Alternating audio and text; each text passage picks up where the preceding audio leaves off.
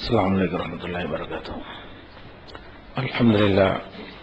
الحمد لله نحمده ونستعينه ونستغفره ونؤمن به ونتوكل عليه ونعوذ بالله من شرور أنفسنا ومن سيئات أعمالنا من يهده الله فلا مضل له ومن يضلله فلا هادي له وأشهد أن لا إله إلا الله وحده لا شريك له وأشهد أن محمدا عبده ورسوله أما بعد.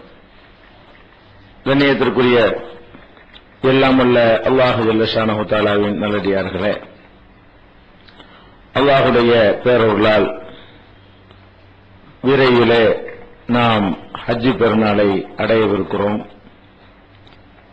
ஒவ்வொரு பெருநாளின் போதும் நோன்பின் போதும் இந்த சமுதாயத்திலே நிறைய குழப்பங்கள் ஏற்பட்டு வந்ததையும், கடந்த சில ஆண்டுகளாக அந்த குழப்பங்கள் சற்று குறைந்திருந்ததையும் நாம் எல்லாம் அறிவோம். இது போன்ற குழப்பம் இந்த ஹஜ் பெருநாளிலும் ஏற்பட்டிருக்கிறது.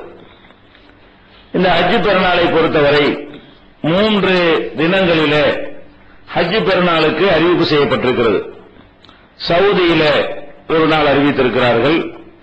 அரபு நாடுகளிலே அதை பின்பற்றி அவர்களும் பெருநாளை அறிவித்திருக்கிறார்கள். அதற்கு மறுநாள் அதிகமான இந்தியாவில் வாழ்கிற முஸ்லிம்கள் பெருநாள் என்று அறிவித்திருக்கிறார்கள்.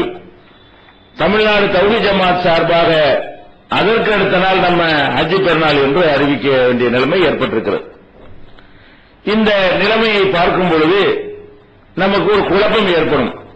ஏன் ஒரு நல்ல நாள் சந்தோஷமாக கொண்டாடக்கூடிய ஒரு நாளில இது மாதிரியான குழப்பங்கள் தேவையா, இதற்கு என்ன காரணம் என்றெல்லாம் நமக்கு சந்தேகங்கள் வரலாம்.